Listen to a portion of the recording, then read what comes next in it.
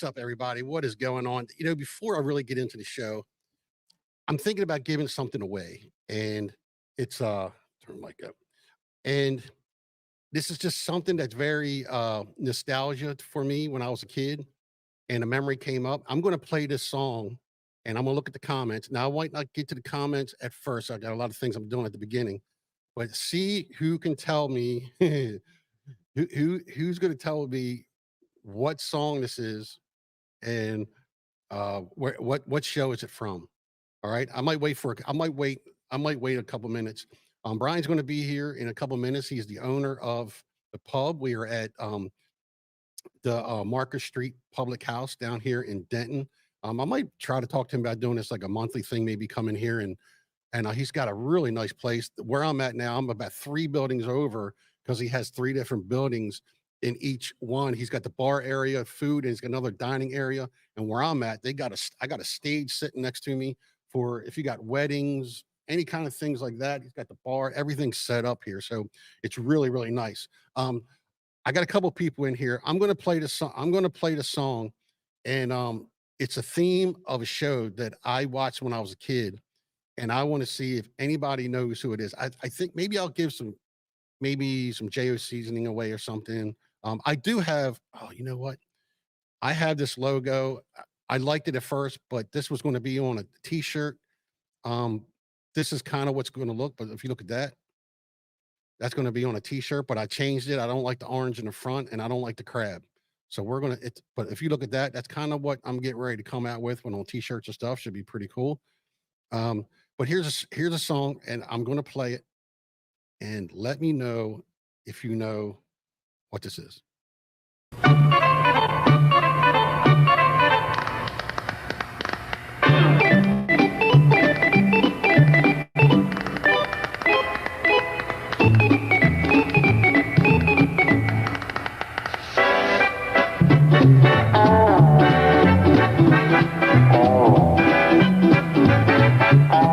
He met a strange friend in the Chesapeake Bay when Mondy the Monster came along one day.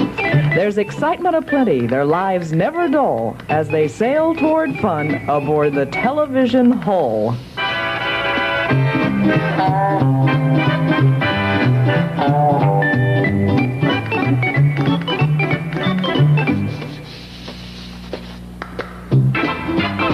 Ahoy, crew members! Welcome aboard. Good to see you. Tell me, who is that? No, that's not too old for you, fishy angler, Yuri. Give me too old for you. Trust me, this is when I grew up. I just turned 57, so I'm not no spring chicken, but that is an old show, and it played cartoons like this. Speed Racer. I know you all know Speed Racer, right? These are my 3 favorite ones, and it's so corny and so weird, but they played Speed Racer. That's awesome. And then this was another one, Marine Boy. This kid was underwater, and he used to eat this oxygen gum, oxygen gum. So what show was that from? If anybody needs to hear it again, just give me 1 second. I'll check the comments in a minute. And this was probably the most cheesiest one of them all. It was from Japan, and the guys, but it was one of my favorites as a kid. Ultraman. Ultraman was one of my favorites. It was all in. They were all, I think they were all Japanese or they're Oriental. It was all voiceovers. So they weren't speaking the language. And this guy used to have a little thing that would make him into this giant, like when Godzilla was kind of starting at the beginning, like he would fight Godzilla. So it would be these 2 guys in a suit. It's so cheesy. You got to watch these again. So that's them. You got Speed Racer. Come on, man. That's some old stuff. Brian's not here yet. I told him to be here at 1 o'clock. Obviously, he is busy at the bar. But when he gets here, we're going to have a quick interview with him. And then we do have Scott. Scott is here in the back waiting. I'll play the. I'm gonna bring Scott up anyway. How about we bring Scott up while we're waiting for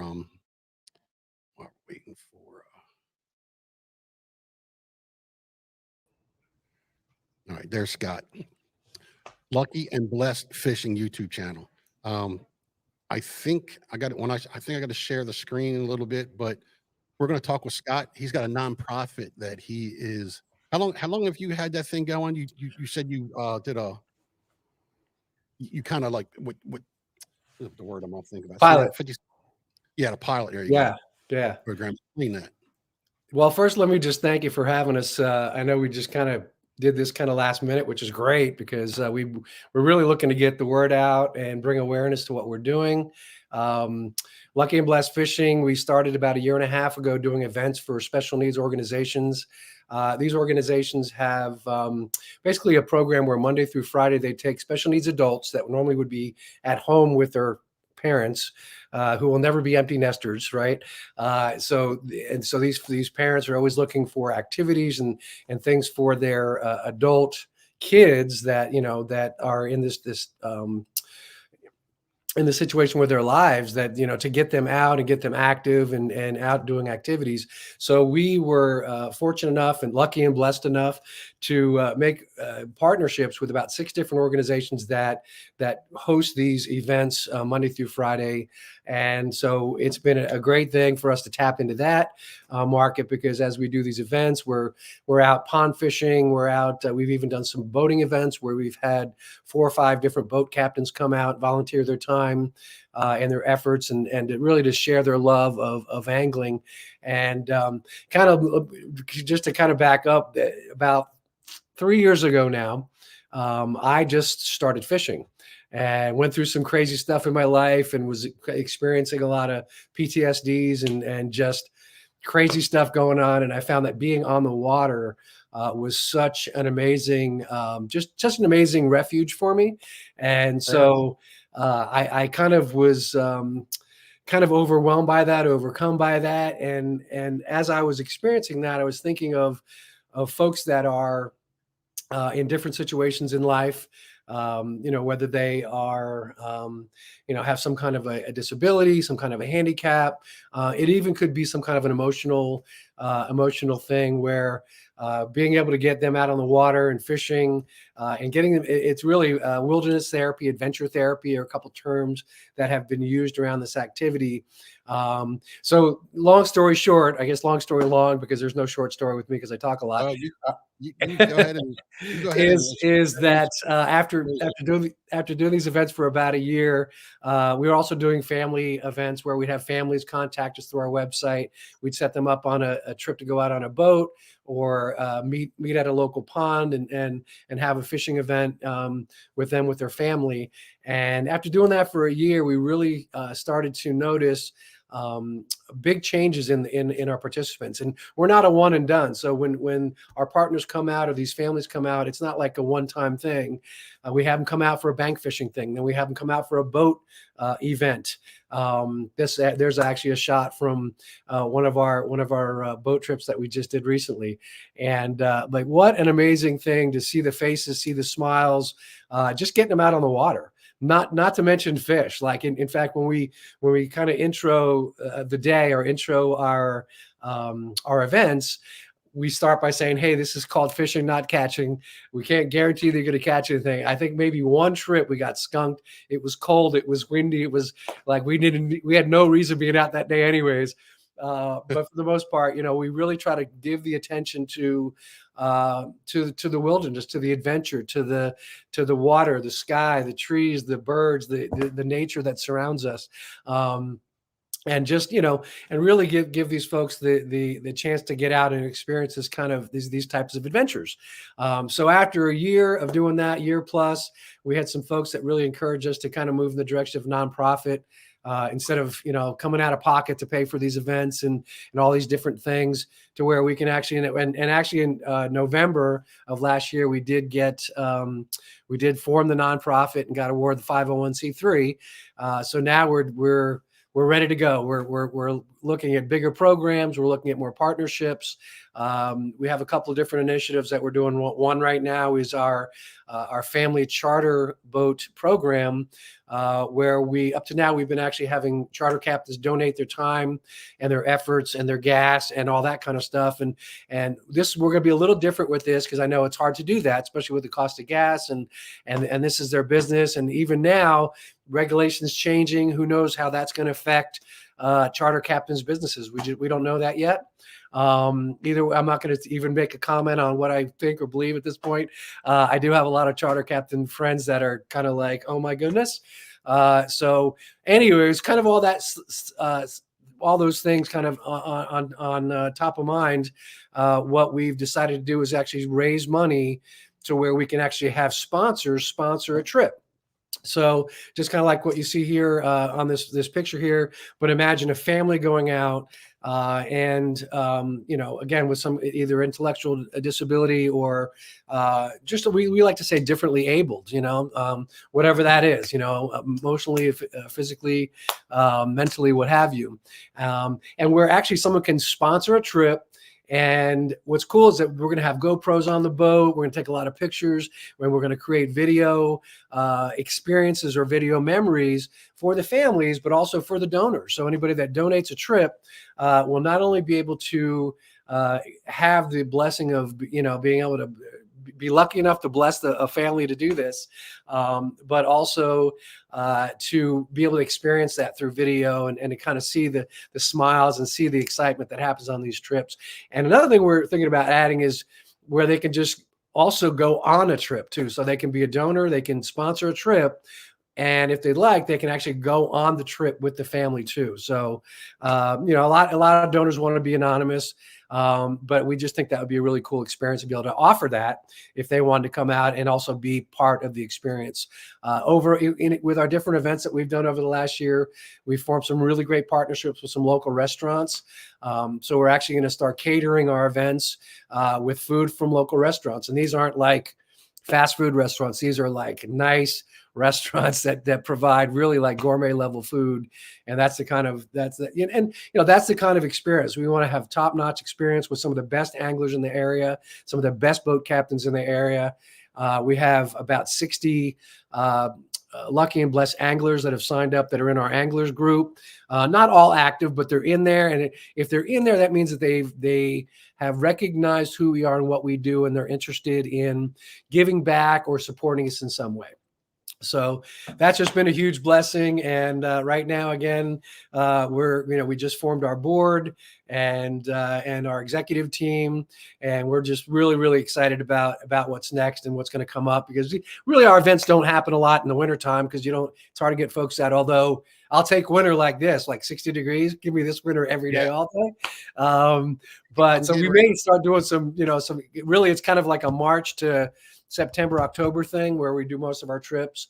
But we do already have some things booked for March. We're really expecting an early spring, as the groundhog told us. So, and all the fishermen were celebrating, right? Yeah. Well, I was supposed to go with hook up with Colin. I've got his hat on, Big Yacker Fishing right now.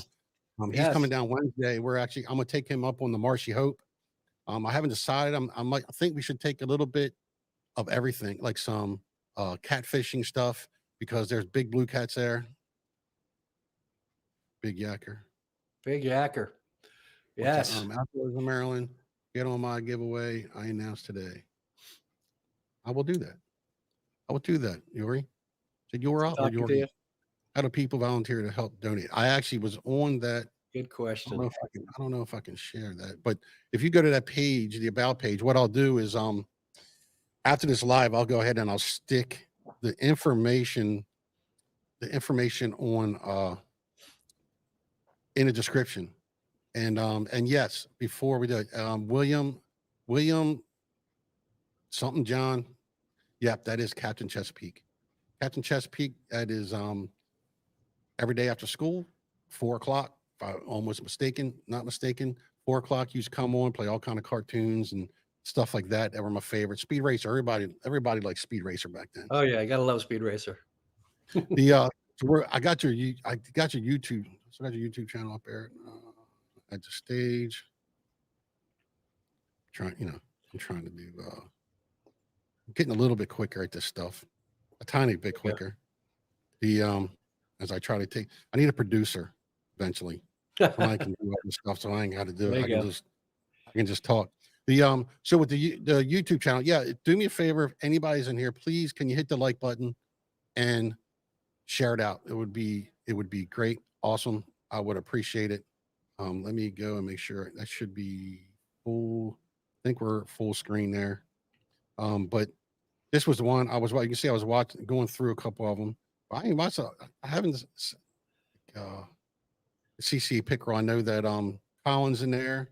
There's Colin right there. There he is. Yeah, that was a great day out on the water with Colin, the big yacker. And great story there because I was kind of fanboying a little bit because, when I first started fishing, I was going online looking for videos, and Big Yacker was one of the first channels that I started watching. And now he's a great friend and fishing buddy, and he's actually one of our board members for the nonprofit. And yeah, man, we've had a lot of great adventures, and he's done a bunch of our events and stuff like that. But that's just when I first. Oh, there we go. He's a little fatter, but he's not cheap. Here we go. Yeah, let me play a couple of your videos, man. Great. We got two. Get him up there. He's at I forgot how many subscribers, 400 something like that. 425. Just got two more this morning when I woke up. I'm like, yay. YouTube. So YouTube. We're getting there. See, that's so when you come to the Eastern Shore, that bridge there, you can kind of just exhale from everything behind you. Yes. Hey guys, welcome back to the channel. We are It's like going through it's like a time tunnel. Shore, meeting up with a big yacker to go out and hopefully slay some big bubble rockfish today. So and we did. Yeah, Colin does pretty good. Look at that. Gosh, the birds are working. Crab Alley. This was great, guys. We were going out. I couldn't get out there faster. He got out there quicker because I was talking to some guys at the launch and handing out stickers and talking about West fishing. And the birds, we show up and the birds were walking. This is Crab Alley over in Kent Island area. And the birds were just working. I had my motor like cranked. I was going like 4 miles an hour. I could not get out there fast. I think he got like 3 fish before I even got out there. But it was just, to be able to get into the birds like that, you can see here, casting into the birds, like pretty much every cast. So fun. I mean, you got and those of you that haven't experienced kayak fishing, it's way different. You're like right there on the water. It's just a little bit. When you get a big fish, it's actually pulling you in the kayak. So it's a whole different level of fun. And of course, all the safety precautions and good PFD. And if you're out there in the wintertime, make sure that you have a good dry suit. If you're going to be out in the water, that could be trouble. Oh my goodness! Oh yeah, Are you an old school metalhead or something? An old school what? Metalhead. Oh yes, I am. Yeah, I actually back in the 80s, I was in a punk band called Tyrant. It was kind of like Motorhead. It was like a Motorhead type of a band, I would say, kind of a cross between punk and metal. And yeah, I kind of cut my teeth on a lot of metal bands, like a lot of German metal bands, UFO, Scorpions, those guys. You should look at my other YouTube channel then. I know. I heard that you have a little headbanging action going on over there. Headbanger Hard Rock Television. Actually, we might be going live on that later tonight. I have friends coming from Baltimore, and we're a new Accept album just came out. I was just started to listen to that. The only bad thing about the videos on there, you really got to watch the music. They'll freaking copyright you and everything. It really kind of sucks. Oh yeah, the good old copyright. But just a little bit about the YouTube channel. I mean, this is really where it started. I was fishing. I started seeing Big Yacker and Cambo trout and Eddie. Weber, and just started connecting with all these guys that had videos and content out there, and that got me excited. I have a background in online marketing, digital advertising. I've produced videos before, but I was never the camera guy. I was always the marketing guy that was saying, this shot, this script. I was always kind of the producer, never touched the camera. And so, I do have some kind of background and some in that. So that kind of helped me get started. But of course, YouTube and video, it's a whole nother animal. So much to learn, so much to do. And I'm sure that I'm slowly getting better, but I know I'm doing a lot of things wrong. But I'm getting better. I'm learning more, and really just started as going out and videotaping my adventures so I could share them with my friends and family that weren't local. And then the adventures became, once we became Lucky and Blessed Fishing, then there's like, hey, I'm going out on these adventures, and we want to take your special needs family. We want to partner with this special needs organization, and we want to take you guys out on these adventures. So the adventures came from my adventures to being able to share these adventures with other people. So you'll see most of the videos are me and my adventures, but you do see we have some of our events, maybe 3 or 4 different events that we did some content. We took some video content, a lot of photos and stuff. And so we put those on there as well. Doing the editing, that's kind of a hoot, isn't it? It takes forever. Yeah, I that's one of the things I need to get better at. I need to get better at templates and probably changing off of iMovie. I have a Adobe Premiere subscription, but I'm afraid to use it just because, editing is just so different with all the different software. And so iMovie is just super simple. And that's I'm still using that today. But I know at some point in time, I'll get into more templates, and so I can actually do more video. And I'd love to have actually someone do it for me. But that's not in the budget at this point. Well, I tell you what, one of my hold on a second. Let me I've never seen a screen look like that in my life. as I'm doing this, I am joined by my other better half, the other part of this YouTube channel. Hello. This is my wife, Lori. Here, put this on so you can hear me and the guy talk. Are you going to mess your hair up? You don't need to. I'll tell you what he has. You don't want to mess her hair up, for God's sake. But you can talk into the mic. The mic should be. Hello. Say something. So Big Yakka Fishing just oh, I'm sorry. I just talked right over you, Lori. Oh, you go right ahead. I'm going to stop sharing real quick. Stop sharing that. Big Fat Yakka Fishing was asking about a couple things. He asked about how to volunteer, because we never have enough volunteers. Like pretty much any nonprofit or organization, we're always looking for more volunteers.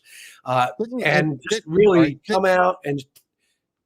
Didn't Anastasia come out with you the one time? Yeah. She had been involved in some of our events. So really, just go to the website. There's a link for LABF. I think it says LABF Anglers. There's a form on there. Just fill that out. That puts you into our database. And then we can kind of connect you with different trips, different events. We also have a group, LABF Anglers. That's a private group on Facebook. Just connect with me. You can just, connect with me through any of our social channels, or you can just, Scott at labfishing.org. And we'll add you to that group. Obviously you have to be on Facebook. It's a Facebook group, but that's where we share a lot of our internal stuff with our group, with our folks. So volunteer there. You can also find out about our events there. We have 2 events that are not on there yet that are going to be in March. We actually have scheduled 4 events with our partners so far, just coming up in the next couple months. So we're excited about that. And then raffles. He also, Big Yacker asked about raffles. We've had a great opportunity where the bull. Okay, I totally blanked. The Bull on the Bay Marine Inc. A great company. They do wiring and electronics for boats, local company. But they contacted us and said, hey, we want to do a fundraiser. We love what you guys are doing. We want you guys to be the beneficiaries of this fundraiser. I'm like, yay. So Steve Fogel from Backyard Custom Rods, good friend of mine, who's designed some custom rods for Lucky and Blessed Fishing, and pretty much, everybody knows Steve. He designed some really, really beautiful custom rods.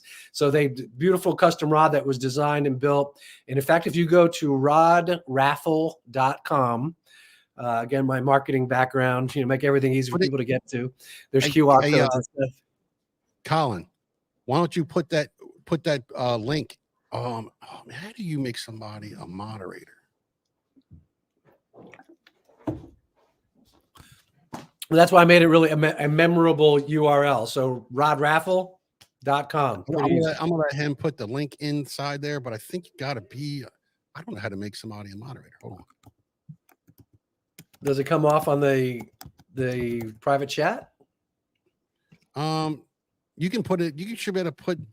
I don't know if they let you put links in there unless. I just dropped it in. I'm not sure if it's there. I'm not sure if I don't see any. Oh, there's all the comments. Oh, there's everybody. Join the chat. Here we go. Join the chat. See if you can put a link in there. Oh, it's asking me to. Hold on. There is. I don't know what does a star mean. I'm gonna star, and I don't. Does it tell you?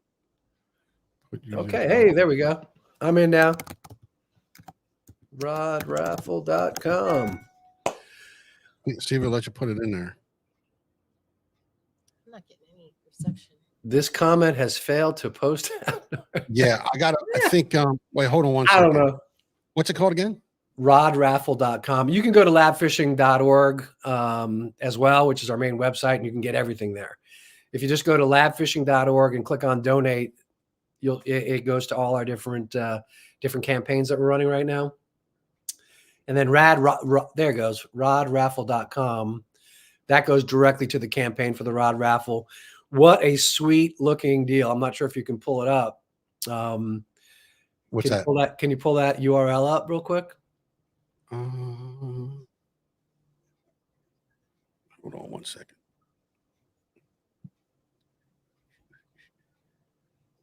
And you definitely married up, brother. 37 years, babe. 37 years. We've been together 37 years. She's been putting up with my butt for 37 years. Yes, I have.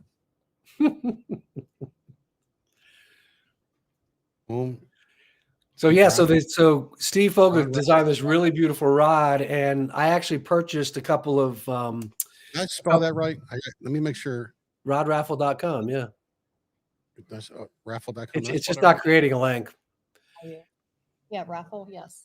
Yeah, it didn't. Hold on. Let me see. Got rod raffle. Rod is done. That's not it. Hot rod. No, it's not coming up. No, I didn't come up. Let me do it this way.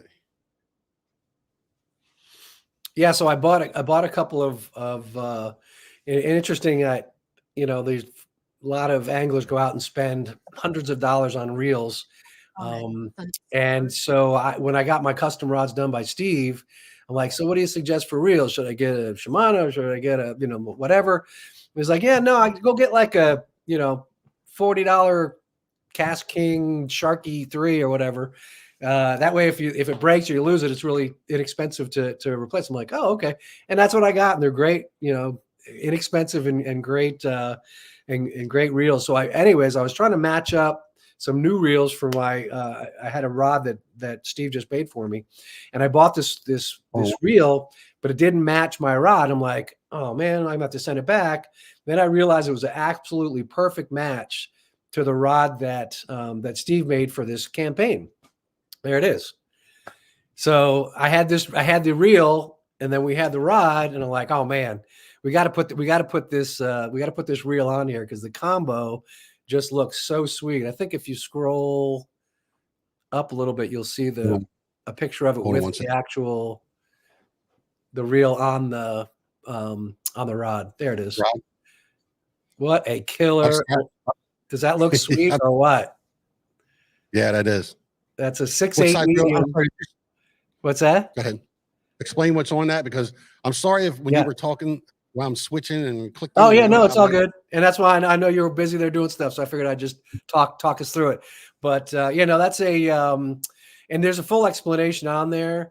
But that is I think it's an MHX shaft. It's a 6/8 medium I think it has probably a fast action tip.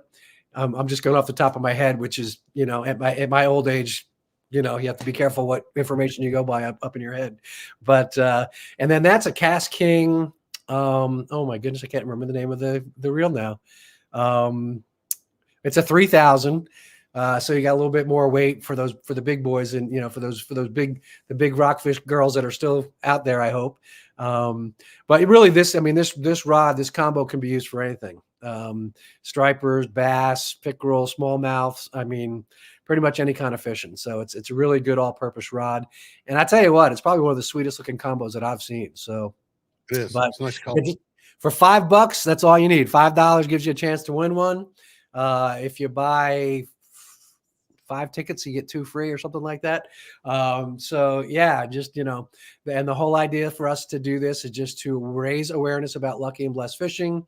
And really that you'll see on the platform, the fundraising platform, is that we're going to have a drawing, and it's going to be at the event on March 10th at Edgemere Bait and Tackle.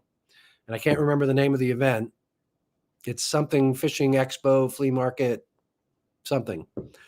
I should definitely be more prepared with that information, but Okay. March 10th, just, we'll have information up on the website, up on all the socials, but yeah, March 10th, I believe it's 2:00, and that's, yeah, man, sexy rod. Thank you, Big Yacker.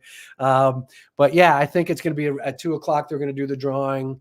So everybody that registers here on the site, what we're going to do is actually we're going to have an actual ticket with their receipt number, because they're going to get a receipt number on their email, receipt emailed to them, and then we're going to do a live drawing right there at Edgemere Tackle.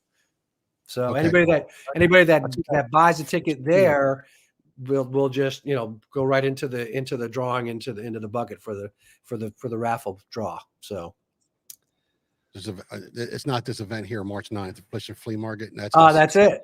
There it is. Well, that's Essex, Maryland. They're not. Yes. They're not in Essex. They're in Edgemere, right? No, I think it's just called. No, it's Essex Middle River Fishing Club. North Point Road, First Point. Right. It's the Essex Middle River Fishing Club are the ones that are, I guess, hosting it. They had someone else that hosted like last week or week before. So yeah, they have different organizations host. But yeah, that's the event right on there. So it's a 2-day event, and then it will be on Sunday afternoon at 2:00. That's why it wraps there too. I know the event goes past that, but I believe we're doing the raffle at 2:00. So if you don't get online and get your ticket before then you can actually get it there at the event. So, and of course, any of the proceeds, we're going to obviously, expenses for the equipment and stuff like that, but all the other proceeds are going to go right into Lucky and Blessed Fishing and right towards our probably our event budget. I'm sorry if I'm sitting here going to, I might need a producer eventually. Well, the thing is, it gets easier as you go, right? Well, it's not really. I can't say it's too bad, but I'm having fun. I enjoy doing it. I talk a lot, and I just found myself. I did a couple live streams, not with none of this stuff, and it took me a couple months to get all this stuff together. But when I told the wife what I wanted to do, and then I was just talking to I actually, you know what? I just had a subscriber come here. He lives here in Denton, and he actually came, and I forgot his name. Oh my God. He said, oh my God, I forgot his name. That's where I look at Facebook and I go, what was this guy's name? He was just here, and we were sitting here talking about how he goes out. He's like 60. He was like 60 some years old, and him and his son are going out. Got like 3 sick of deer this year, which is great. Doing some hunting. So, I think he said he was going to be there listening to this, and I appreciate you coming. I told him I would take him out on the boat. He lives close, and he says he don't like boats. I was like, are you sure? Where I go down here, like when I take Colin next Wednesday, it can be 30-mile-an-hour winds, 20, 30-mile-an-hour winds, and you might have a 1-foot chop if that. Maybe when it gets a little open down at the bottom, because we're going to take a run. So you better dress warm, buddy. You better dress warm, because we're definitely taking a little bit of a run. We got about a good 15-minute run. So, hey, what's up, Russ? you want to see an awesome YouTube channel, this is my buddy Russ. He's been the nicest to me. This guy, he's got like, what do you got? Like 500,000 subscribers now. That Smoky Ribs Barbecue you're talking about? Yeah, Smoky Ribs Barbecue. He is from Mississippi. I'm going to get there. Something I was planning to go on there. I was going to go down to his name. What's the guy's name outside the levees? Him down there and try to get down to Cape Fred. I was going to take a trip, it's like an 18-hour trip to go down there to see Russ and hang out. So have some barbecue. He has a great, if you want to know how to do crabs, if you want to do the seafood, the boils, the barbecue, nice. and he does it in such a way that it's just too easy not to screw it up. So I appreciate him coming in and checking me out. He did my he did my cream of crab recipe on his channel maybe a year ago, 2 years ago. And he gave me the best shout out ever. And nice. I mean, I think I got like 300 subscribers from that. Wow. Just from that shout out. Hey, Lucky and Blessed Fisher, give us a shout out. We love barbecue. Yeah, we love you, Russ. Yeah, I watch him every Sunday night. Cool. I go to work. I get up like 1:30 in the morning to go to work. And I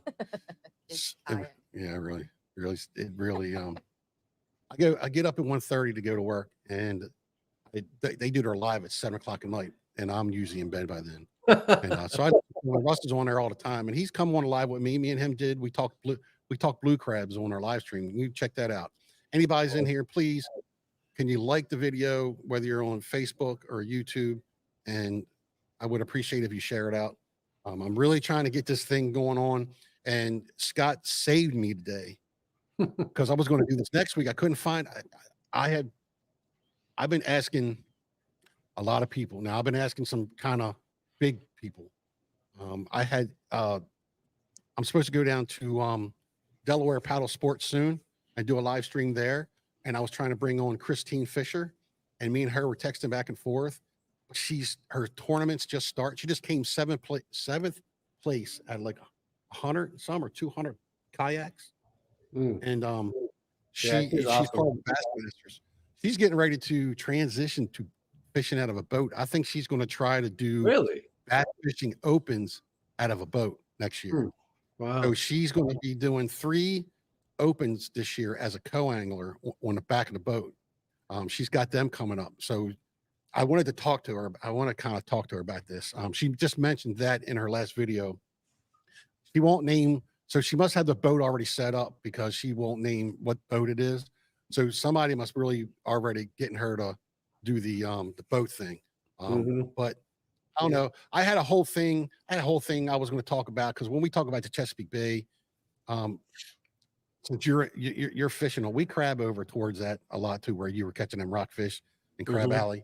Yeah, where we're not too far from there sometimes. I think that's why they call it Crab Alley. I think there's some crabs in there. Yeah, well, I don't know about last year. That's what the guys were telling me when I was going out. They're like, "Oh yeah, we crab here all the time, man. It's great." Yeah, for the most, it depends. Sometimes can anybody tell me if I'm too loud? My last live, man, I was so loud. I think you're good. But talking about the Chesapeake Bay, there's a lot of stuff going on. And if you want to talk about the Chesapeake Bay, we can talk about that a little bit now too, when it comes to everything. Because I mean, they didn't get the finance. The federal government didn't give them the money for the blue catch, which I almost think, I mean, what good does it do when you bring the federal government in? They usually don't do too good. When it comes to the oysters and stuff, and when it comes to the Conowingo Dam, when it comes to the it's just every Sunday, I mean, every Saturday at 1 o'clock, I'm going to go live. Whether I'm at home or whether I'm out on location, I'm going to make this a consistent thing. The problem is Saturdays can be, everybody's out fishing. I work every Saturday. So it's especially today. Yeah, I worked this morning. I got home, but I got home pretty early. I took a little old man nap, you know? But other than that, the catfish, they didn't get the they didn't get the financing, which I think is good, because the Chesapeake Bay Foundation to me is they're worth. Now I got this on video. So I've talked to Captain Newberry, and these guys are worth over $30 million. They got plenty of money. And one of the biggest things about the Chesapeake Bay, I would think one of the main things of the Chesapeake Bay is the pollution. Every time it rains really bad, we got just a couple of weeks ago, we had that chocolate milk come right down from the Conowingo Dam, and they can fix it. The problem is if they fix it, then we don't need them no more, right? Yeah. So they got. I know it'll cost a lot of money, but I think the Conowingo Dam, they need to fix the Conowingo Dam. They need to clean the back behind. I think he said it would probably cost about $600 million. Wow. $600 million. I mean, it's a lot of money, but I mean, think of the damage it's doing. I grew up right down the road from the Back River crap plant, about 2 miles away from it, and that right there, I've seen. But people won't even swim in there because you see feces running, floating around. So the pollution in the bay is a really big thing. I've seen a lot of guys talk about it, and it's surprising that we even eat anything out of that bay, or even go getting anything out of the bay. But the blue cat for me, if you actually, so the thing with the blue catfish, they have to be inspected, FDA inspected, right? Why? The rockfish don't need to be. The perch don't need to be. This is all coming from David Confair. But in order to sell it, the catfish from the processor's got to be inspected. You go to the processor. And the only reason that is because of all the catfish farmers out there are pissed that the Chesapeake Bay has enough blue cats for a sustainable fish in this bay is the blue cat. And it's making it hard. I mean, if you want to get rid of the blue cats, what do? You give the watermen some money towards it, pay them some kind of a half decent price per pound so they can pay for all the equipment they need to catch these things. Right.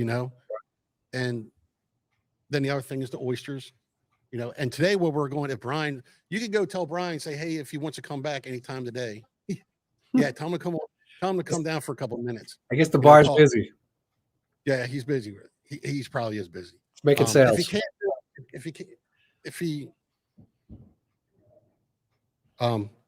But today at 4:00, he has an oyster thing going on where it's oysters and something. I wanted him to explain it. So in this area, we have 3 rooms. He's got the bar area. He's got another area right next door that has more seating for more people. And where I'm sitting right now, it is, I got a stage here. This is like a room. If you want to have a wedding reception, you want to have any kind of gathering. The bar's here. We got live. I think they do. They have comedy night here. They have this is an Irish bar. So St. Patty's Day is coming. They will have all kind of stuff. Every year they have the one year we were here, we were out in the tent, it was raining, and they were doing tricycle races. Tricycle. Yeah. Nice. People on tricycle races. So gotta love that. You got to throw that in there. If he comes in here, we'll get into it more. But and even funnier is drunk adults on tricycles. Yeah, and I think we might have seen 1 or 2 of them.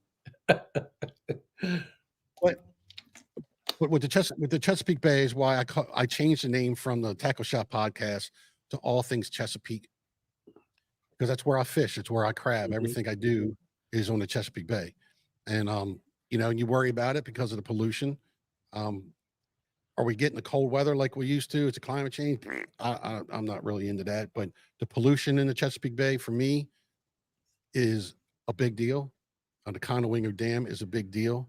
And one of the big things that cleans up the bay, which a lot of people don't realize. I mean, I watched a 2.5-hour meeting about oysters the other day. And so the big issues with oysters here, I'm hoping you go with me here because I want to talk about this stuff. So the oysters is a big thing. All right. The oysters is really a main thing for cleaning up the bay. I have showed pictures time and time again of what oysters do for the bay, cleaning it up and everything. And one of the main things we need is shell. We need the shell. So Maryland harvests the oysters, and every day almost 3 tractor trailers leave Maryland and they go to Virginia and other places and they sell them out for pennies on a dollar, like $1 a bushel. Hmm. They sold over 600,000 bushels of oysters last year. Wow. And they only receive back. So we need, and for them to get the shells back, they have to pay $8 a bushel. Mm. So you're talking, so you know what I mean? So that's and they only got like 110,000 bushels back out of 600,000 bushels out. CCA, for some reason, they want to stick concrete in the bay. I was watching that meeting. In that meeting, they said that I think it's a law that you can't put any kind of foreign substrate in the bay. Hmm. You know, so they're putting concrete. I don't believe in the concrete. So when they finally do get the shell, they buy it back. So what I'm trying to do this in order here. So what the Baltimore, what they want to do, they're trying to get rid of the commercial guys, basically.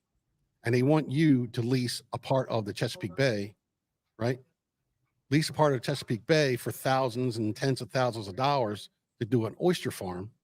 Mhm. You know what I mean? So they can make money off of it instead of actually letting the guys do what they've been doing. So they've done closed off and sanctuaried places that they said they would open up. So if you don't work it, it's like a farm. If you don't work it, nothing will grow.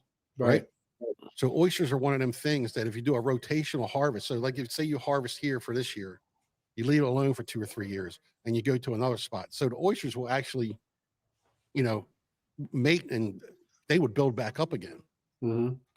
They won't let the guys go up on the upper side of the Chesapeake Bay for some reason, but on the other side of the Chesapeake Bay, on the upper side, there's over 250 million bushels of shells sitting there being sooted over and everything. Here comes Brian.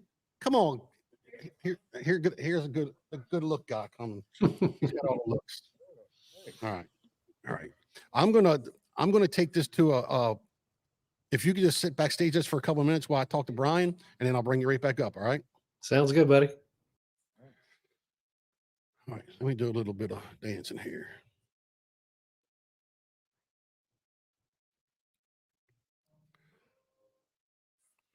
I need a producer, dude.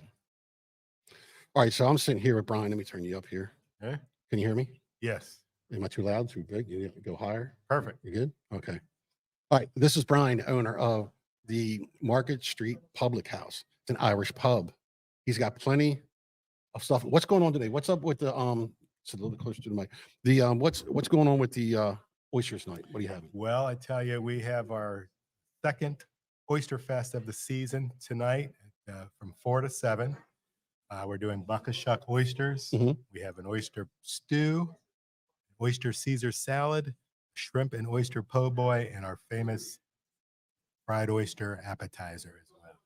So it's all about oysters tonight, 4 to 7 p.m. Buckashuck oysters. Come down. It should be quite a show. We have another one in a couple of weeks, and our final one is March 16th, the day before St. Patty's Day. And that's a big one here. That's the biggest one of all. What do you got? What do you got? A pig going to be roasting out there again? We do not have the pig this year as of yet, but we might. It just depends on the weather. We're sort of keeping track of what's going on right now. But ideally, we will have we have the oyster shucker in here. We have a really great band, the Route 50 band. It's a really cool classic country band that has performed with us before. St. Patrick's Day proper, we do an Irish breakfast at 6 a.m. to 10 a.m. We then have one of our local Irish tenors that would come, and late night we have the Irish bagpipers. Really? And we have also Josh Rose and friends will be performing that evening as well. So the whole weekend will be action packed. Outside, we have tricycle races. We were just talking about that. It will be the police department, hopefully, versus the fire department, town council versus the Caroline County Council. So just want different factions to come and participate. It's a relay for charity, or the Humane Society as the benefactor of most of profits. We were here the one year when we were sitting in that, you had the hot tent out there. We were in the tent Yeah, and it was raining and they were out there. Yeah, They were yeah. having a blast out there with the tricycles a out lot there. of fun. Actually, they came down the same day. My friends came down the last time when we Really? watched that. Yeah. Very cool. So we are in, what room is this room? This is the third edition. It's the third phase of the Market Street Public House in downtown Denton, Maryland. And this has been open. I think the grand opening and grand closing was St. Patrick's Day when the governor shut us down for COVID. I think that was 2020. Yeah. Mhm. Yes. So it was the day of our grand opening. Later that day, we found out that we had to close. So we're sort of still licking our wounds, putting the pieces together. But so far, we've had a lot of success over here. Yeah, it's been pretty good. Unfortunately, every Tuesday night used to be a burger night. Burger night was a thing. The wing night was a thing. But It's costing. after COVID, the pricing is just out of this roof, and we can no longer do a $5 burger. No, not at all. The so you got this room, and this room here is basically for if you want to have weddings, you want to have a gathering. A lot of events, a lot of graduation parties, bachelorette parties, birth announcements, and just anything you can think of. The space holds about 210 people, and it's just a nice venue space. It is probably underpriced for a lot of the things on the other side of the shore, but we like to keep it simple here and family friendly so most folks can afford this space. Just cool. And we love this podcast, by the way. I'm a big fan of Sam's and Lori's, and it's an honor to be here right now. Yeah, we probably. I was telling her. I said, well, maybe I might do this once a month. Just come here and That'll be set up fun. once a month. Yeah. And because then I'll probably get free Guinness stew. Hey, whatever. Guinness stew. We had a Guinness burger the other night. Whatever it takes to get you in here, we'll do. But we're gonna let him go ahead and get back. So I know he is busy. I'm behind the bar at this moment. We have probably a few thirsty people staring at me. But it was nice to be here. Please keep us in mind for the future. Anytime you're in town. And you actually got the apartments upstairs that they can rent for like would you call yourself a B&B about an Airbnb? We had done that in the past. At this moment, they are all occupied, but you never know. Right. Please just keep us in mind and always ask, and we'll let you know if it's available. All right. Thank you very much, sir. No problem. Thank you all. All right. That's it. Let me bring Scott back up. Thank you, sir. Appreciate it. Bring him back up. Let me do some switching around. There we go. See, I think I know what I'm doing here. I'm figuring it out. I'm an old guy, man. You're getting the hang of it. Switching all that stuff around. Right. But like I said, when it comes to, I want to get back just real quick and go over to Oysters because I watched that meeting and explain why I think that it's all about money and the bull crap and why nothing gets done is because of what I seen in the meeting. The first thing the guy says, we got to watch money. It's all about money. We got to watch it. It's all about money. He's guy holding it. So we have all these oysters sitting in the Chesapeake Bay, and they're not oysters. They're shell. It's just shell. And for some reason, they won't let these guys go. And the watermen will go and get them and move them and wherever they have to go. They don't want to do it. So what you have one guy comes up. He proposes to go to the Pacific Ocean up in California and ship shell from California. So that means not only do you got to have trucks go out there, you got to load the truck. So there's labor. You got to gas and fuel it up, bring it down here. They got to be cleaned because you don't want to bring anything foreign from somewhere else. Right. To our bay. I mean, why wouldn't we want to use our shell? A whole lot more work.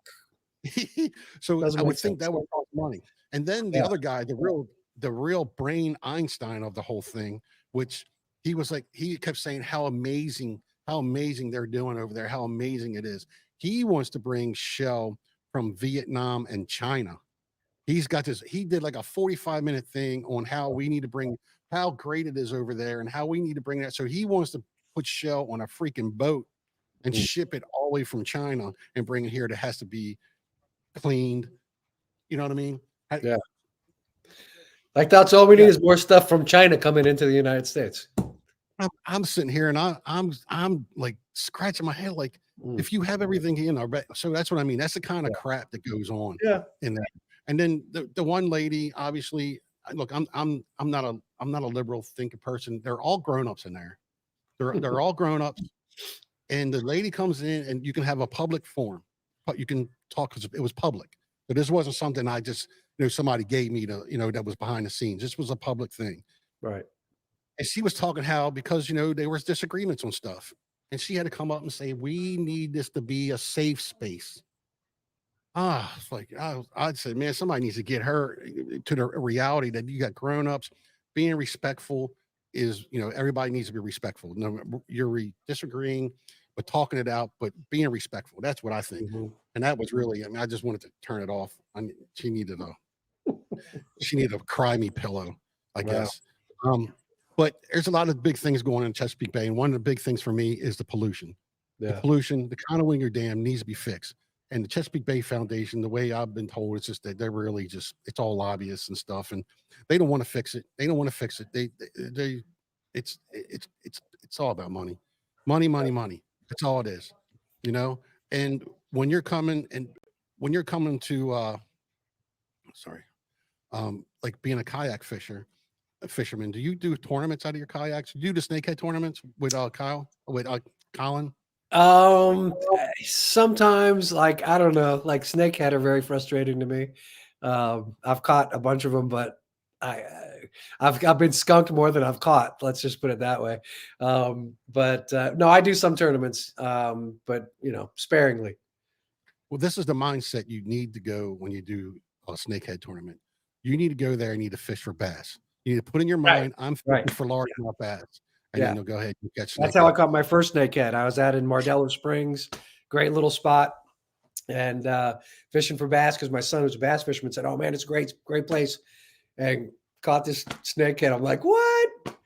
On a chatterbait, white chatterbait. Never knew what I was going to do. But then I'm like, of course, once you catch one, they're so fun. You just want to catch more. So. I'm more of a bass fisherman. I hang with all the guys, like the snakeheads. I mean, I grew up with bass, and I don't mind catching them. I'll catch anything out there. And I don't want them. I don't think they need to be a sport fish or anything, but that's just my opinion because I think they're invasive. But they had been, I think, Noah Bressman, I had him on. Mm-hmm. He's a fishery biologist out of Salisbury. And they were talking, they're trying to give grants out for like a $5,000 grant for the blue cats, trying to catch them, a good way to help doing that. So if you want to go on Facebook to Noah Bressman, I think they're talking about trying to give a grant away for somebody to go out and for people to go out and catch blue cats. Blue cats is I think they're a bigger deal than snakeheads are, but I think it was like an invasive deal too. I think it was more. Was it just blue cats? I thought it was like it was both. It was both. It was snakehead and okay. Yeah, I was pretty sure it was an invasive species type of deal, but yeah, no, he's doing a lot of great work for sure. And of course the jury's out, right? Like, there you have this group that says, "Oh, kill them all." And then you have this group that says, "Let them go, let them grow."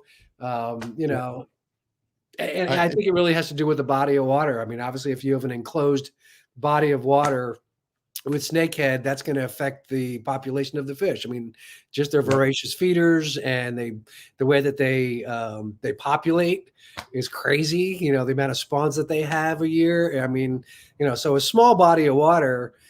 Interestingly enough, one of the best places that we take our partners is Waterworks Park in Annapolis. Because we don't need fishing licenses. They have a handicap fishing area. It's catch and release only, so good chance we're going to catch some fish in there. But talking to the park ranger, Tim, who's a good friend of mine now, he's like, "Yeah, man, we got snakehead in here." I'm like, "Oh, let me bring in my snakehead buddies and let them loose on this because it's pretty enclosed. It does leak out into the South River, which is how they got in there supposedly, But yeah, so I mean, obviously that's an issue because I mean, what they're actually talking about, going in and like shocking the pond and doing that whole thing just to get them out of there because they are really concerned about the bluegill population, the crappie population, which are that's why we go there because when we go, we catch bluegill, crappie, bass. So haven't really realized any kind of reduction in the amount of fish that are caught out there, at least, from our events. Of course, it's fishing, so hit or miss conditions, different days, what have you. But again, you're always going to have that division where you have your different groups that believe different things, about invasive species. So Yeah, I had Cambo on, and my buddy goes, "I can't believe you talked to that guy. I can't believe you have him on." I'm like, come on, man. He believes one thing, I believe another thing, but yeah. everything can be worked out, And Well, I mean, what you tell him too is Steve, Camboris, he's got a great page. He's not just snakehead. I mean, if you go look at his page, I learned so much from him about fishing yeah, in general, about conservation, about equipment, about, I mean, he puts out stuff about, you know what I mean? It's not just about snakehead, although that's really what he's known for. he's a smart guy. Very smart guy. Yeah. He knows he knows how important it is for me with my grammar and punctuation. He knows that I'm so bad at it. Thank God for spell check. And in grammar, I just guess. Who knows? He's probably look at this guy. It's horrible. Yeah. It's terrible. Yeah, and we've, that's another thing, man. We've been, and again, I use the term lucky and blessed because, people go, well, how can you be lucky and blessed? Well, we are. Yeah. But just through all these different relationships, again, Steve, another one that I was, just going out doing research on just fishing in general and ran into his YouTube page. And then I was having a hard time. Remember I told you about, caught that one snakehead. Right. Well, then I went to Blackwater the next week because I got bit by the bug. Like once you catch that first one, you just want to catch more. So I went out to Blackwater. I skunked like twice. And then I actually contacted Butch Huber from American Snakehead Guide Services. I think that's the name of it. Love Butch, great guy. So I go to meet Butch out of Blackwater and I pull in and everyone's there. Rashawn, Steve, like all the big, I think a big MFers, another one, all these big snakehead guys. I'm like, oh my goodness. I was nervous. Really? We went out that day. We went out. It was such a fun time. Great to connect with all those guys. It was really, really cool. Friends with them all now. And, but great. We went out and it was one of those days. I don't know if this has ever happened to any of you anglers where you check the weather, you look at your weather app, you look at your windy app, you look at all your different, your stuff going into it. And, out of nowhere, this huge storm came. I had one snakehead on, and I actually had him on a rod that had like 8-pound test on it. And I remember at the end, Steve was right there. He saw the whole thing take place, and he goes, "Scott, how many times have you watched my videos and you should not have 8-pound test on that?" It wasn't braid either. Right, 8-pound fluoro on there, and I lost the fish. It broke. It snapped right off. But anyway, so this big storm came in and we all in the pouring rain, thunder, lightning, it was crazy, flying back to the launch to the dock as quick as we could to get out of there. Needless to say, went out and paid a guide, learned so much, got to meet these guys. So I didn't really care if I caught fish because it was such a great experience. The very next day, I'm like, I'm doing this. I went back out and I caught a 27-inch snakehead the very next day. So if you do fish for snakehead, just you gotta stick to it. You gotta keep going and keep going and keep going. But like I said, watch all these videos out there for any kind of fish species that you want to catch, because I've caught so many different kinds of species now over the last couple of years, and I'm really just going on and watching videos like what kind of equipment, what kind of conditions. Sometimes you can kind of figure out where they're fishing. And that's another great thing too, is when I first started fishing, it was just me. I go out by myself because I wouldn't want to go with anybody because I was so bad. I didn't want anybody to see how bad I was. But now I'm getting a little bit more comfortable with my angling skills and finding it's way more fun to go out with other people fishing than by yourself. Yeah. Well, I'm kind of like you. I mean, I like going out by myself sometimes because it's kind of, as they say, a peace of mind. Oh, You absolutely. where you just kind of need to get away. Yeah. But lately, that's all I've been doing. And I can say that's probably a lot of the reason why I haven't been going fishing because as much as I would normally is because I don't know. Sometimes I like hanging out, and thank God Colin, because Colin's going to get me out of the house. Because if Colin wasn't coming next Wednesday, I probably wouldn't be doing it. I probably, but I definitely have to. I'm gonna put you guys back up here again. But once I get started, then once I kind of get in there. But what I am going to be doing this year is, I'm going to go back into tournament fishing myself. Okay. I'm going to. I'm sorry, I'm playing around with this. I'm going to turn this up.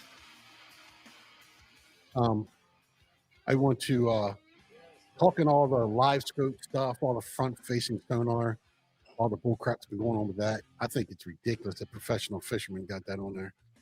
That's just It's changing the game for sure.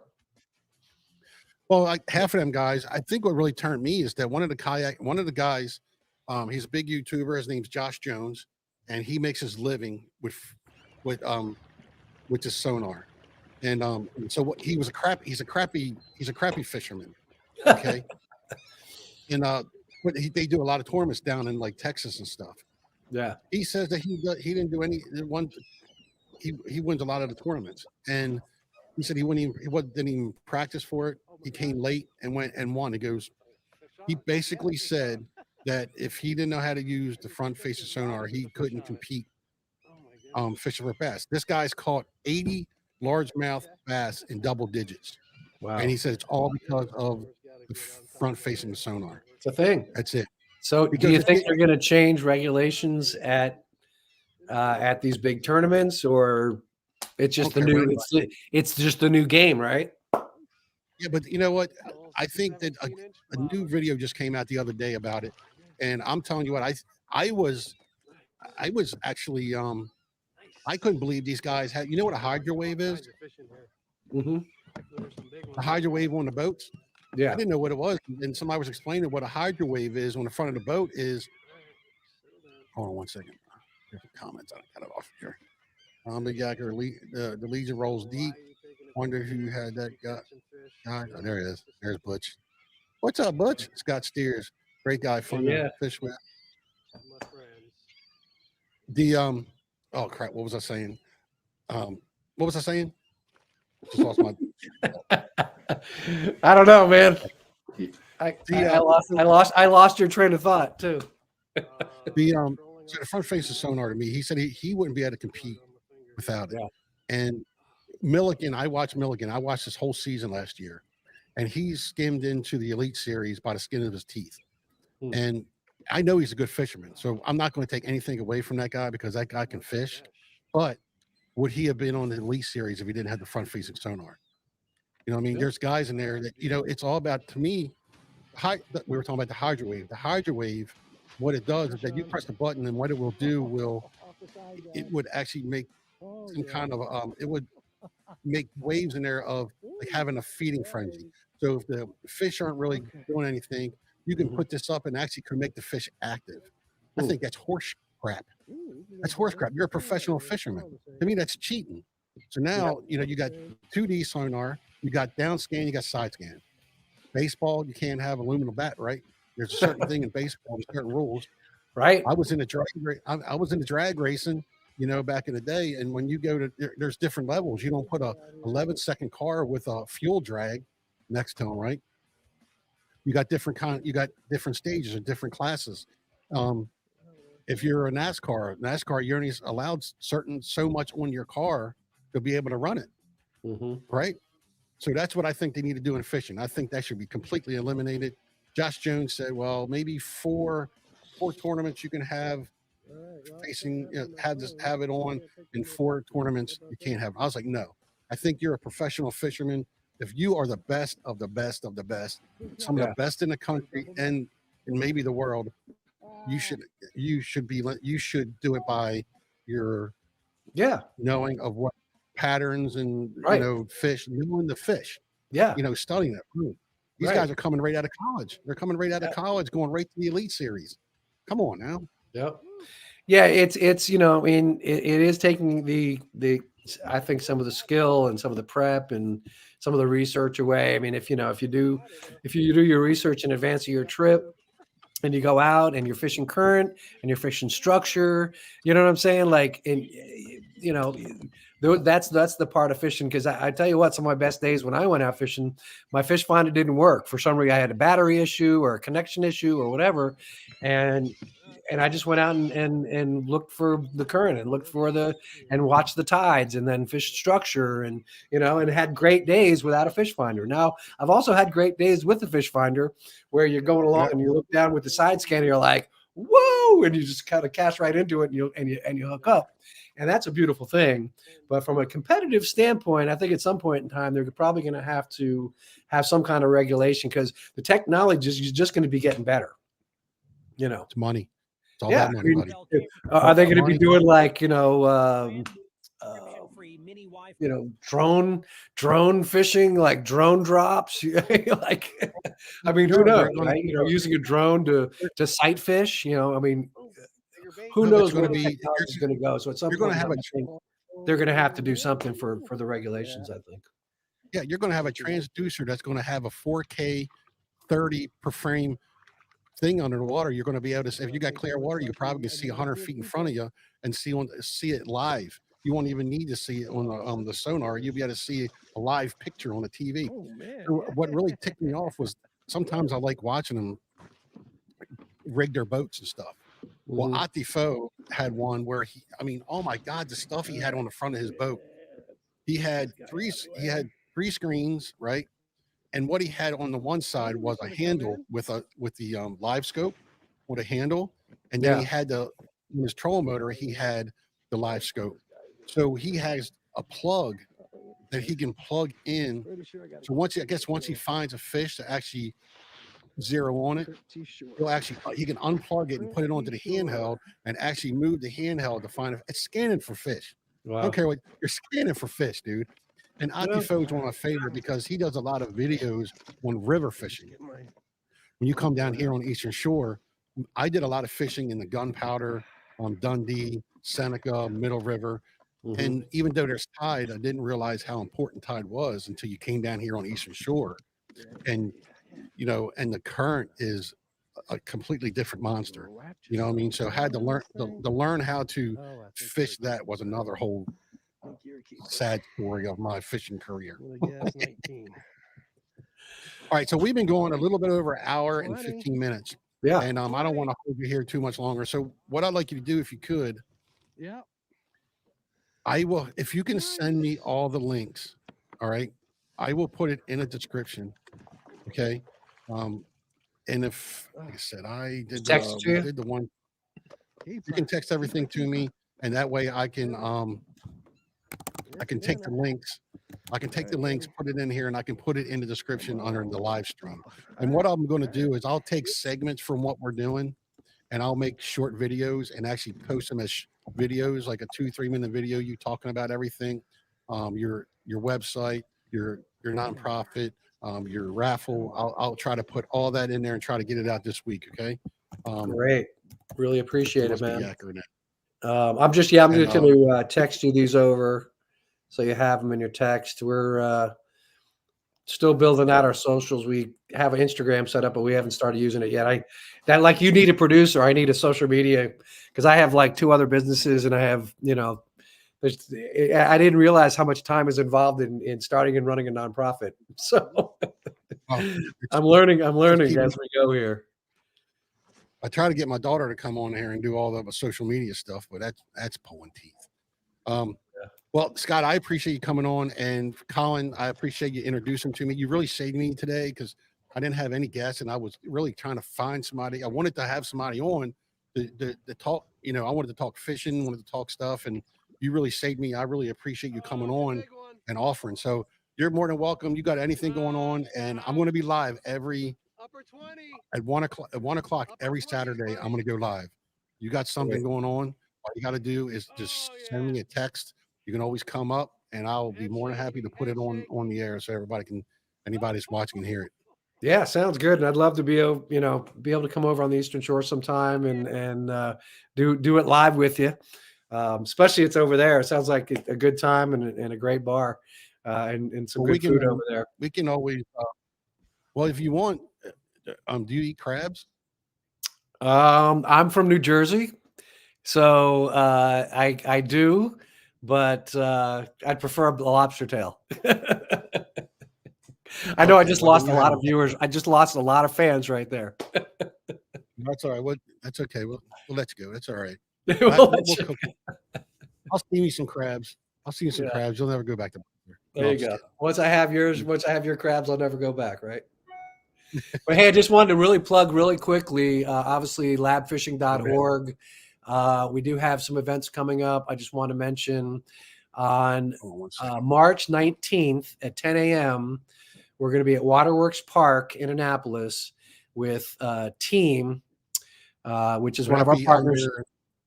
hold on one thing. Would that be the? Hold on one. It's a Tuesday. It's a mid, and that's, I mean, something that we're looking for, because these organizations, as I mentioned before, they have, these groups of adults they Event take out. there? Say again. Is the event up here already? I'll come. It's That's not, the December. event has not been added to the website yet. Yeah, we Okay. just booked these and I have to update the website. So the 19th, and I will update the website later today. So these will all be on the events page, and as well as events on the socials. But yeah, so that's a team pond event, Waterworks Park, from 10 a.m. to noon.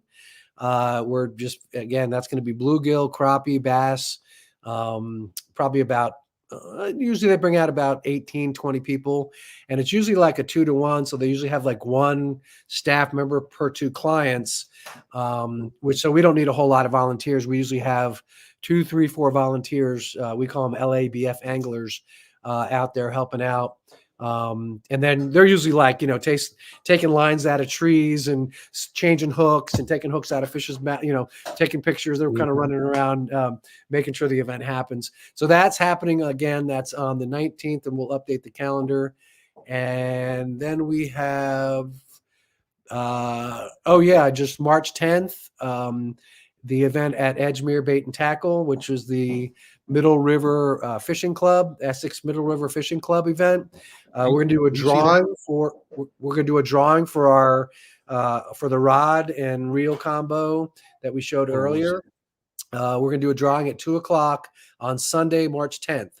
So that's another event that you want to get in. Definitely, again, $5, guys. You can go in and have an opportunity to win that sweet, sweet combo that's brought to you by the Bull on the Bay Marine. So our good friends over there. So yeah, just a couple things that are just happening in the next 30 days. We'll have a lot more events coming up. Again, check the events page for that. And hey, thanks again for having me, man. It's been such a blessing to be with you here. And looking forward to connecting and going fishing. We got to go fishing.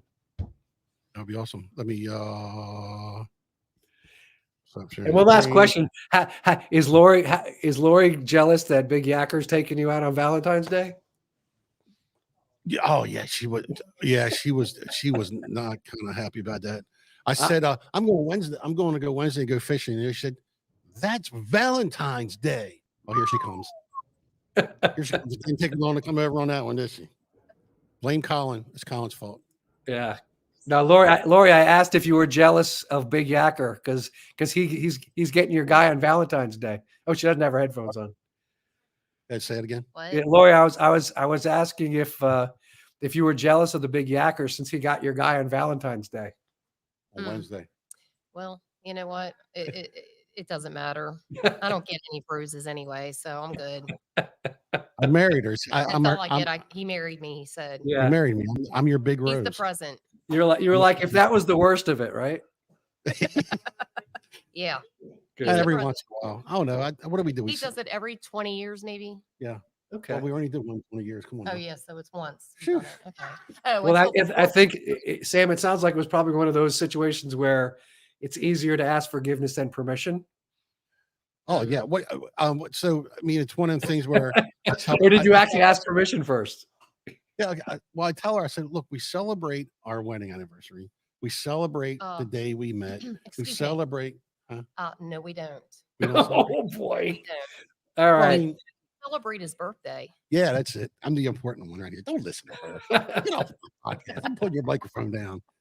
Well, Big Yakker said that he'll be gentle with you, so that I'm feeling encouraged by that. All right, man. I appreciate coming on, Scott. Yeah, we're buddy. gonna go ahead. We'll roll. I'm gonna pack up everything, and then I think we're gonna go. on the other channel tonight at maybe at 8 o'clock. You feel like messing around tonight? Well, I mean, while we're sitting there.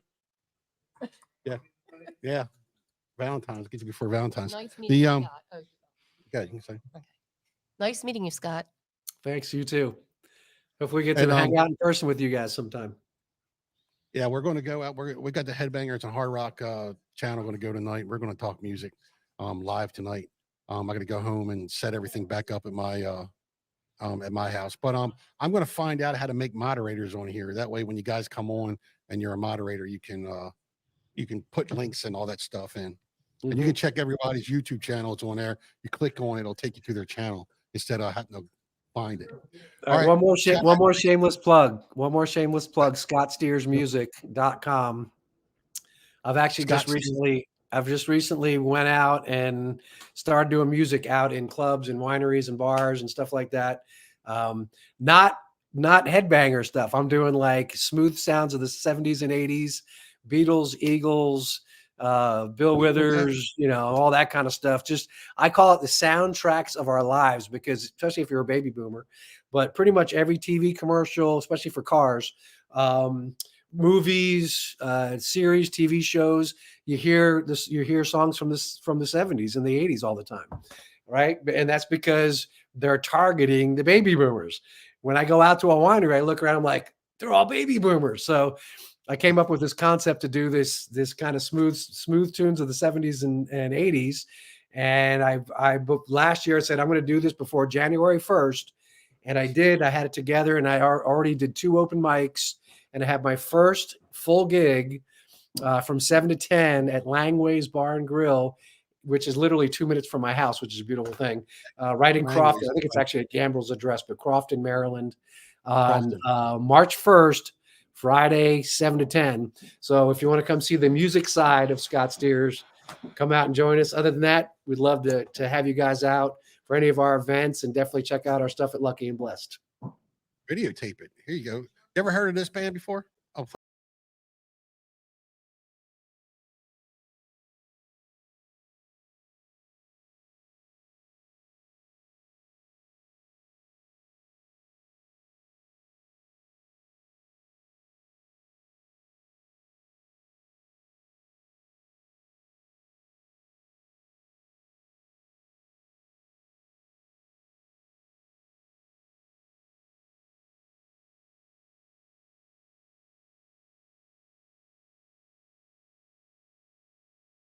Oh, tendencies right there, buddy. Oh, there you go. Suicidal Tendencies. Yes. Okay. Yeah. I remember that. I remember that band. Yeah, that's a good hardcore band. Love them guys. Oh my gosh, I'm trying to remember. I can't remember the name of the band. Really big, one of the first big like punk bands where Misfits? people. What's that? Misfits? No, love the Misfits. What's that one dude's name? He's still playing punk right now. The real skinny, really ugly looking guy. Dark hair, short dark hair. He was Sid Vicious. Oh, Sid Vicious. That's Sex Pistols. I mean, not Sid Vicious. He's dead, I think. Pretty sure. Yeah, no, he's dead. Yeah. John, what's it? Johnny Rotten? Is that who you're talking about? No. This was actually this was kind of before. It was before Sex Pistols, I think. Oh my gosh, I'll remember it. I'm thinking too hard and I can't think of it. But it was up. We used to go to. I grew up in New Jersey. We used to go up to the clubs up in New York all the time to see all the punk bands: Ramones, Dead Boys, Misfits. Another band, Bloodless Pharaohs, that we used to see all the time, which was actually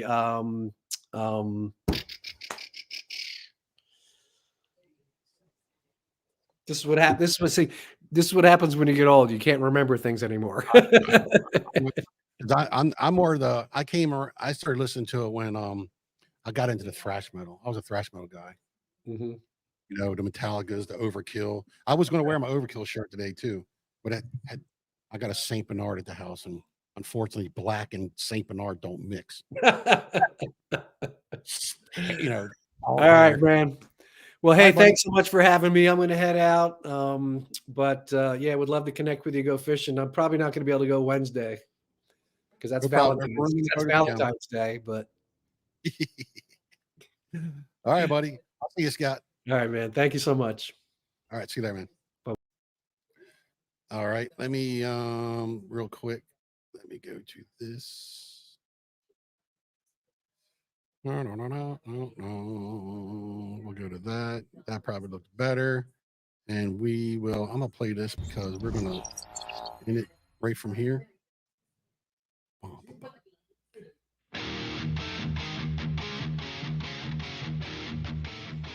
Definitely probably gonna end the stream with that. All right, we're gonna do this every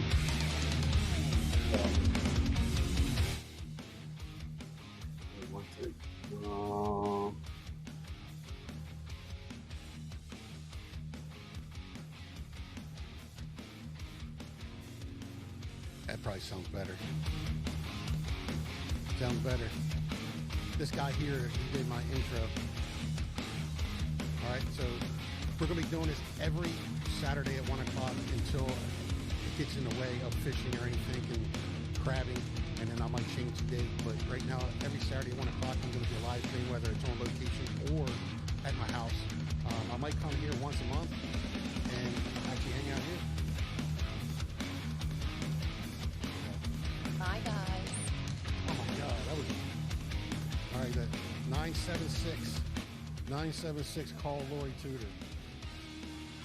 Oh, all right, guys. They've already had one beer. They've had one beer. All right, see you guys. I'll talk to you later.